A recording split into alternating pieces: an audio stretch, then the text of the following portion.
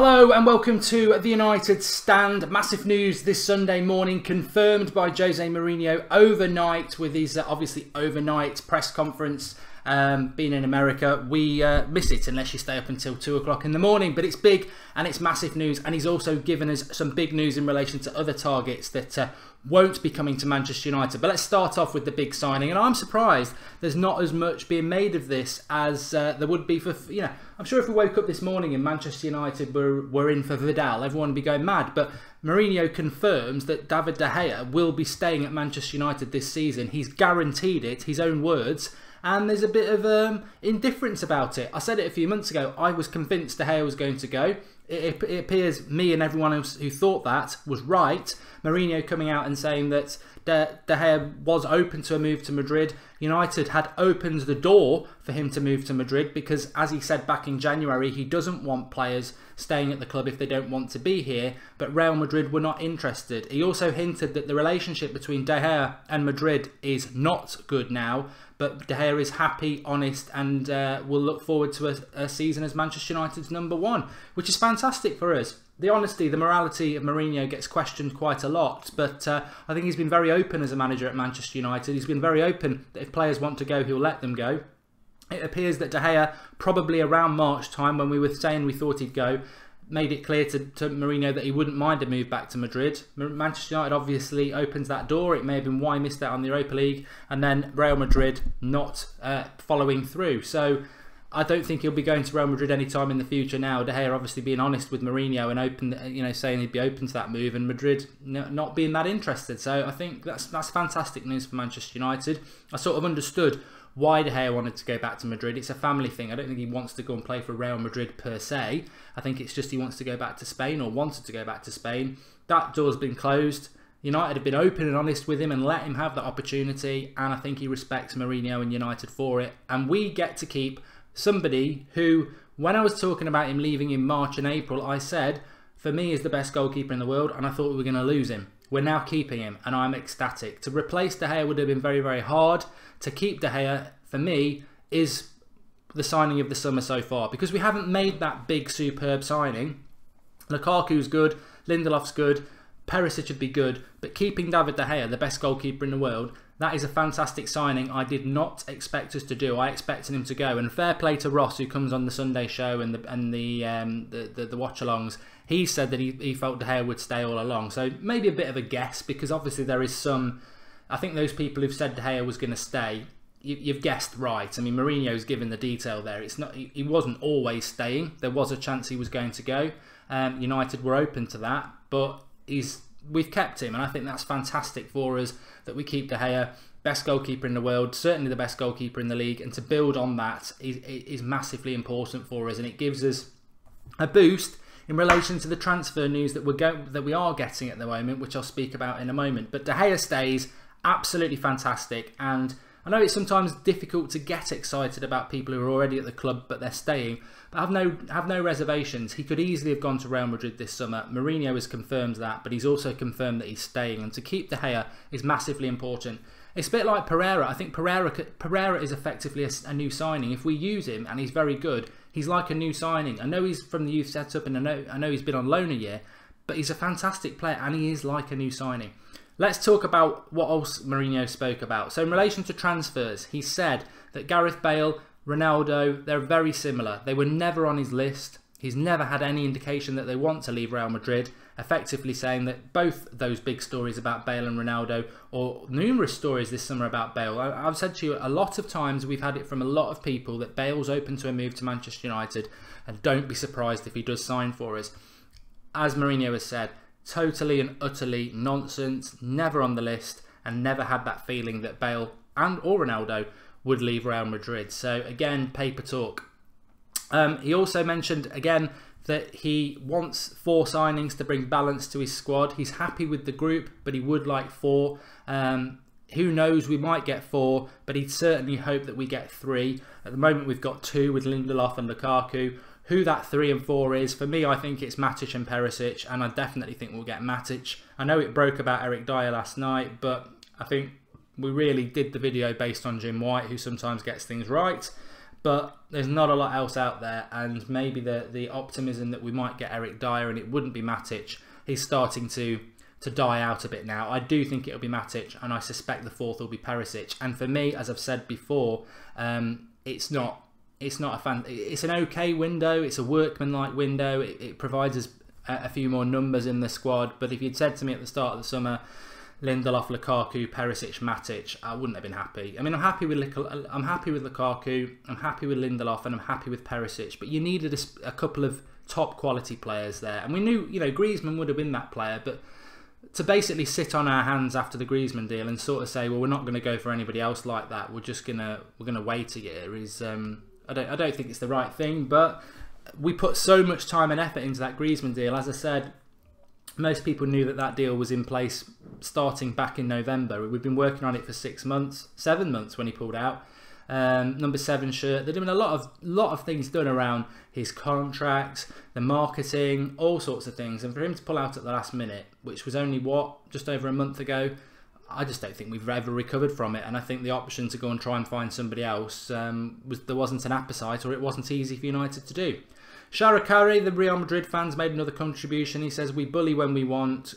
Come in 2 years to take him, says Sharakari. Yeah, but you've been after him for years. You've been after him for Madrid have been after De Gea for like 3 years now. We've had him for 5, 6 years. We're going to get him for another 2 years, 8 years. 8 years for Spain's best goalkeeper. 8 years for what I think is the best goalkeeper in the world. He's not from Manchester.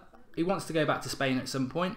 I'm open to that. I know De Gea is going to go back to Spain at some point, but the reality is, Madrid, you've failed again. You've not got him, and we've got him for another year. So, and he will be committed, and yet again he'll be a top world-class goalkeeper. So, if he goes back to Spain at some point, fine. But he nearly went back to Spain 2 years ago.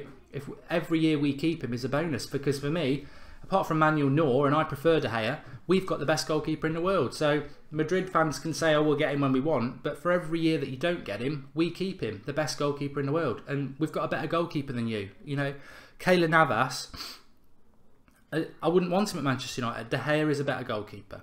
What else did he say, Jose Mourinho? Well, this is another thing that might bother a few people. Sorry, Safe Shiraz. I've just had to block you. If you do emojis like that, you're gone. He spoke about the injured players. Luke Shaw out till September. Ashley Young out till, I think he said October or November. I think it was October. And Marcus Rojo out until December, January. Rojo, fine, fair enough. He was very good towards the end of the season, and we want him back sooner rather than later. Luke Shaw is a disappointment, because I hoped he would be back and ready for the start of the season as a left back. Coming back in the season is never ideal, because you're sort of rushing to get back because the season started. Will he have had all the recuperation he needs? Will he break down again? I look at Manchester City spending big money on Mendy, and I just felt that if Luke Shaw wasn't going to be ready for the start of the season, relying on Darmian and Blind, they're just elastoplasts. They're plasters on a position. Darmian can't attack and he's not particularly quick, and Blind isn't particularly quick and isn't great defensively. It leaves us exposed when we're so strong with Valencia at right back. I want Luke Shaw to be our left back, but I do worry about his injuries. And you know, I think we should have been in for Mendy, but United are clearly not wanting to spend much money, which I spoke about on the video last night, so you can watch that back there. As for Ashley Young, I just think it reminds me of Fellaini a couple of years ago when we very nearly sold him, but he got himself injured and miraculously got himself back for the second week of September when the transfer window was shut. And it feels like that with Ashley Young. I mean, what does Ashley Young actually offer to Manchester United? He is on over £100,000 a week, so he's going to be not fit till October, which is 3 months away. So he's going to earn himself a good £1.5 million. Do I want him anywhere near the first team? Look, Ashley Young is a decent squad player, but we've already got too many. This is the problem with Manchester United's current squad. It is big, but it's got too many okay squad players. It's got not enough first team challenging potential Premier League winning players. We've got Lingard, we've got Fellaini, we've got a declining Carrick, we've got Ashley Young, we've got Phil Jones, we've got Daley Blind, we've got Darmian. That's 7 off the top of my head straight away that I just feel they're squad players. They're not first team players in a championship, in a Premier League winning side. We've got 2. This is the deadwood. People say, well, who's the deadwood? This is the deadwood. Januzaj was deadwood. It's the players that are, if you sold them, they'd be playing for Stoke in the Premier League. They're not top 6 Premier League players, but we've got too many of them because people were allowed to stay for too long and Van Gaal bought badly. Ashley Young, I don't want him in the first team squad. You can't have Ashley Young and Lingard in the same squad. They're effectively the same sort of player. They are squad players, first team if you need them, but not realistically players that are going to get you excited. And Ashley Young's into his 30s. He's on massive money.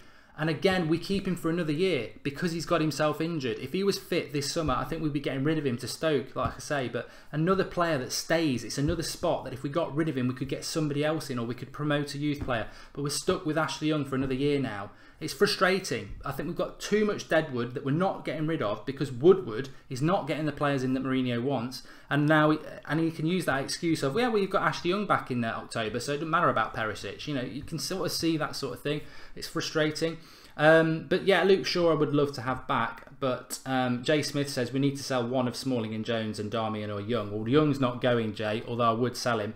Darmian's clearly staying. Smalling and Jones, one of them, I think it will be Smalling because he's the most valuable. A squad wins a title, Mark. Ferdy had a lot of average players being key winning, says Craig Curtis. This squad's not a title winning side, mate. Craig, look, you cannot compare what we've got at the moment to what Sir Alex Ferguson had. If you look at the squads that Sir Alex Ferguson had over the years, that, yeah, you know, if he'd spent a bit more, I think we could have won more Champions Leagues, but he wasn't allowed to. But if you look at his squad, you know, Phil Neville is 10 times better than Ashley Young or Daley Blind or Darmian or that sort of player. Look, that 7 players I said just then. Phil Jones do well to play for West Brom. Darmian is Darmian again. I think he's West Brom standard. I don't really think he's top standard. Ashley Young at his age, I think, you know, again mid-table Premier League side. Daley Blind, I think. Where would you? I think Daley Blind's an Everton player. I do. I don't think you'd find him in a Man City or a Chelsea side. I think he's a sort of an Everton sort of player. Fellaini again. I think Fellaini would be lucky to be playing first team football for anybody in the top 10. I think again Stoke could suit him really well, but they don't even play like that anymore. So look, 1 or 2 of those players are very, very good. But the problem with the United squad is we've got 7 or 8 or 9 of those players in our squad. All very similar sort of squad players that really shouldn't be near the first team, but they're here because of the mess the club's been over the last 4 years, giving long contracts to players that we shouldn't have done, buying badly, and now getting rid of them is a problem. And Woodward's not back in Mourinho in the market. But the left-back position is the one I really wanted to come back to about that, because Blind and Darmian as our left-backs for the first few weeks of the season is concerning. But let me give you a bit of a positive. Yeah, so this was my prediction for the team against Real Madrid tonight. Join us tonight at 8:30. We've got Sunday Night Live, which will run seamlessly into the watch-along with the kick-off at 10 o'clock. So this was my lineup, and what Mourinho actually did say is that Twansibi will play tonight, Mitchell will play tonight, Fosu Mensah will play tonight, and he also said Darmian. So I've got one wrong. We are playing a back 4, we're not playing a 3-5-2, but I would expect Pereira to play. So I think most of those players that I've picked will play tonight against Real Madrid. It'll be quite interesting because we will have the fitness advantage because we've played, this will be our 4th game, it's Real Madrid's first. But when you look at that squad, they're going to have to do pretty well. There's a lot of, like I say, deadwood in there and a lack of pace. So it's going to be a very interesting game to watch tonight. I'm looking forward to it. Apparently Pogba and Lukaku won't play because they played 90 minutes the other 2 days ago, but we'll see and wait and see what happens about that. But thanks for everyone for watching. If you're happy that De Gea is staying, please do drop a like on the video because I'm very, very happy, and that was the point of the video this morning. Get behind it. I want to see Mitchell playing. I think he's done really well. I'd love him to be playing at left back over Darmian and Blind, to be honest, because he's fast. And I think we need some power and pace down the flanks, which is what Luke Shaw would give us. So I hope Mitchell has an absolute stormer tonight at left back and puts some pressure onto Darmian and Blind. That would be fantastic. Really looking forward to the watch along. I've loved the US tour watch along so far. Real Madrid tonight, and we finish up on Wednesday night with Barcelona. But the big one tonight, Real Madrid.